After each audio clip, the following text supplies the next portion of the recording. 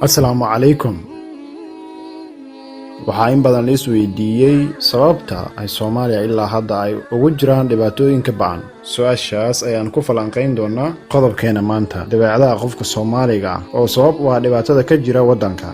Dhibaatooyinka ka jira Soomaaliya waxay ku sii socotaa sanadkii 30, taasoo galaafatay nolosha kumanaan kun, sidoo kalena barakicisay malaayiin Soomaaliyeed. Welin u muuqda in lagu sifayn karo faanole fari kama qadno. Muddadaas aadka u dheer ee dowlad la'aanta iyo dagaalada sokeeye ee ay ka socdaan dalka, waxaa dhacay wax kasta oo lagu sifayn karo dembi, hadday ahaan lahayd dil bareer ah, kufsi iyo weliba boob hanti qaran ama dowladeed, iyo mid gaar loo leeyahayba. Waxayna Soomaalidu u dhaqantay welina ay u dhaqmaysaa sidii dad badow ah oo aan diin iyo dhaqan midna lahayn. Masaa'ibta aan soo sheegnay markii ay dhaceen welibana ay hadda ka sii socdaan dalka, ayaa waxa aan isweydiiyey waxa sababay dhibaatadan xooggan leh iyo sababta loo xalin la'yahay, maadaama ay dadkani wadaagaan wax kasta oo bini'aadam wadaago sida diin, dhaqan, luuqad iyo dhalashaba. Waxaana ii caddaatay wixii aan tuhumayey markii aan muddo fikirayay, sidoo kalena daraaseeyey wixii ka dhacay waddankan iyo sidii loo guuldareystay xal u helidda dhibaatadan dabadheeraatay. Ayaa waxaa ii soo baxday in dhibaatada jirtaba ay tahay dabeecadda qofka Soomaaliga ah. Qofka Soomaaliga ah waa jinsi wax badan la wadaago bini'aadamka kale,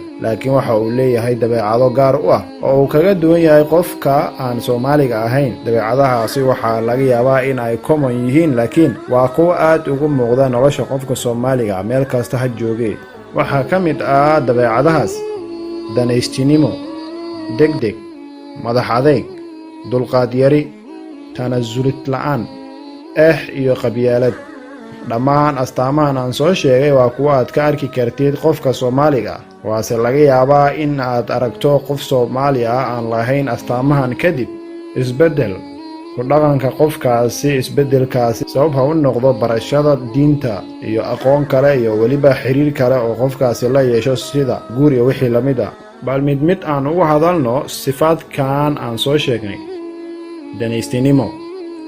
Qofka Soomaaliga ah haddaad u fiirsato waa qof danaysta ah, wax walbana waxa uu ka hormariyaa maslaxadiisa shakhsiga ah, xitaa haddii uu ku dhacayo dembiyo waaweyn sida dil iyo wixii la mid ah, marka laga reebo qof uu Ilaahay u naxariistay mooyaane. Waana sababta loo la'yahay ilaa maanta madax wanaagsan oo ummadda badbaadisa. Qodobkan danaystinimada waa midka ugu badan ee aad ku arki karto qofka Soomaaliga. Shalay waxa uu sheegan jiray aqoon-yahan uu u doodo midnimada Soomaaliya iyo qadiyadda Soomaali weyn. Maantana waxa uu u doodayaa Somaliland mid kale. Doraad waxa uu wax ka dhisay Puntland. Shalayna wuxuu la joogay Somaliland, maantana waa Khaatumo mid kale. Shalay wuxuu u tartamayay madaxweynenimo Somaliland, maantana waa ilaa laga hayaa dowladda federaalka mid kale. Shalay waxa uu lahaa Ethiopian waa cadow Soomaaliyeed, maantana waa walaalaheen. Hadba meesha ay dantu ka jirto ayaa la taagan yahay.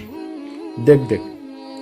Qofka Soomaaliga waa qof degdeg badan oo jecel wax uu doonayo inuu ku gaaro muddo yar gudahood. Waana sababta lagu soo jabay dagaalkii 77 lala galay Xabashida. Waana sababta ay u fashilmeen. Tusaale ahaan, maxkamadii Islaamiga waxa ugu badan ee ay u burbureen waxay ahayd degdega. Dowladda federaalka iyo madaxdeeda waxa aad arkaysaa iyagoo saxiixayo heshiisyo aan laga baaran degin, sidoo kalena aan lagala tashan dad khuburo ah si loo ogaado faa'iidada iyo khasaaraha ku jira heshiiska. Waxaan tusaale kugu filan heshiiskii lala saxiixday dowladda Kenya ee qusiyey badda. Waxaan oran karaa qofka Soomaaliga waa fashil sidiisaba. Madax adeyga.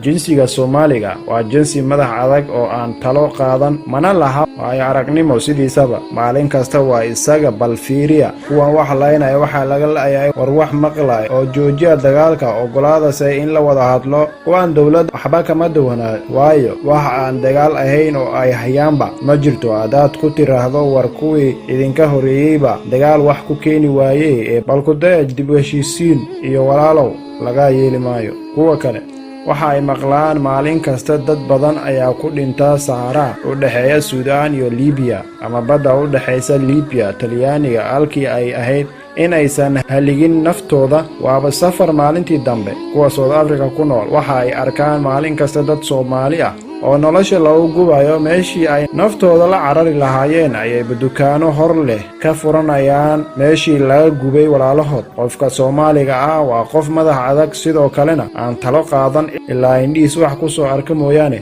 ka warama Ilaahay baa idinku dhaariyay dadka intay ordeen 100 milyan ku maalgeliyay koonfurta Suudaan. ka warama dadka malaayiin dollar gelinaya dalal aysan lahayn halka dalkoodiina uu burbursan yahay. dulqaad yari. qofka Soomaaliga waa qof dulqaad yar oo weliba xanaaq badan, waana sababta ay u socdaan dagaaladan sokeeye. waxaana ku tusaa dulqaad xumadooda mahmahyadooda waxa aad maqlaysaa ninkii far ku saaray shanta la saara. dulqaad yarida qofka Soomaaliga ah waa sababta ugu weyn ee loogu bixi la'yahay dhibaatada. kuwa madaxda ah waxba kama duwan oo qofka caadiga bal waaba ka daran yihiin markii ay madax noqdaan tanasul la'aan. qofka Soomaaliga ah way ku yar tahay tanasulka, waxa uu jecel yahay markasta in isaga loo tanasulo, waana sababta ugu weyn ee loo xalin waayay mushkiladda Soomaalida. tusaale ahaan, haddii 2 nin oo siyaasiyiin ama koox oo wadaada ah ay wax isku qabtaan, way adag tahay in la isu tanasulo iyadoo aan dhiig daadan. qofka Soomaaliga ah waa qof aaminsan in xoog wax lagu xaliyo. marka hore haddii la gaari waayana way ku adag tahay inuu u tanasulo dhinacii kale ay ishayeen, bal qaarkood waxa ay u arkaan isu tanaasulka daciifnimo iyo nin laga raayay. waan asbaabaha keenay inay sii daba dheeraadaan dagaalada sokeeye isuna adeegsadaan ajaanib qaarkood cadow ku ah ummadda Soomaaliyeed. iyo qabyaalad.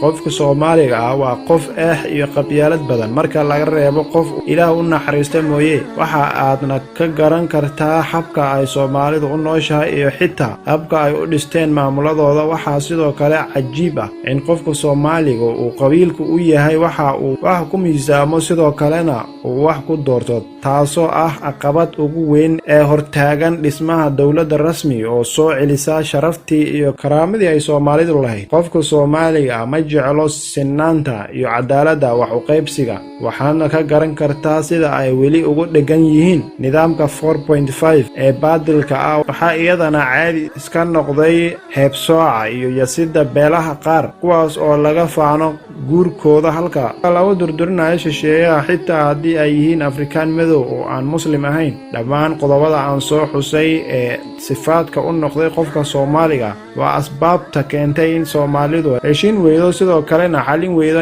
dhibaatadeeda ilaa ay u soo gurmadeen Sierra Leone iyo wax lamid ah oo aad la socotaan taariikhdooda. Soomaalidu ma wada laha sifaadkaas, bal waxaa jira malaayiin Soomaali ah oo wanaagsan oo wax hogaamin kara sidoo kalena ka saari kara ummadooda dhibaatada ay ku jiraan iyo magac xumida ka haysata dunida. Ilaahay waxaan ka baryayaa inuu noo soo saaro hogaamiyaal wanaagsan oo dalka dib u mideeya, iyo sidoo kale dad isjecel oo aan iska faanin oo aan ku dhaqmayo diinteena suuban ee Islaamka. waxaan mar walba aan Ilaahay ka tuugaynaa inaan walaalo ahaano oo qalbiyadeena burcad isu mariyo. gabagabadii waxaan leeyahay dhibaatada ka jirta waddanka waxaa sabab u ah dabeecadaha qofka Soomaaliga oo caado ka dhigtay sidoo kalena shaqo ka dhigtay muran, madax adeeg iyo tanasul la'aan. intaas inta ay sii socotana uma malaynayo in laga baxayo dhibaatadan.